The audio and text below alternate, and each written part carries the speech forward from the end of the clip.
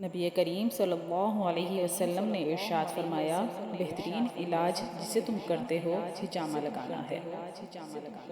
مردوں کی طرح عورتوں کا حجامہ لگانا اور لگوانا جائز ہے، البتہ ایام ماہواری، حمل کے ابتدائی 3 ماہ اور اسقاط حمل کے بعد حجامہ نہ لگوائیں۔ حضرت عبداللہ بن عباس رضی اللہ عنہ سے روایت ہے کہ رسول اللہ صلی اللہ علیہ وسلم نے حجامہ لگوایا جبکہ آپ صلی اللہ علیہ وسلم روزے سے تھے۔ حضرت عبداللہ بن عباس رضی اللہ عنہ فرماتے ہیں کہ حضور پاک صلی اللہ علیہ وسلم نے ارشاد فرمایا، بہترین دن جن میں تم حجامہ لگواتے ہو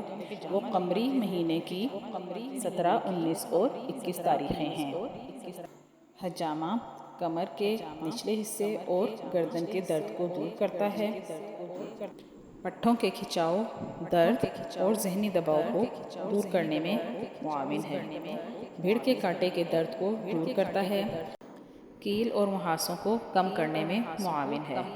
سیلولائٹ کو کم کرتا ہے، بڑھے ہوئے کولیسٹرول لیول کو اعتدال پر لاتا ہے، خون کی کمی اور تھیلیسیمیا کے مرض میں مفید ہے، آدھے سر کے درد کو کم کرنے میں معاون و مددگار ہے، خون کے بہاؤ کو بڑھاتا ہے۔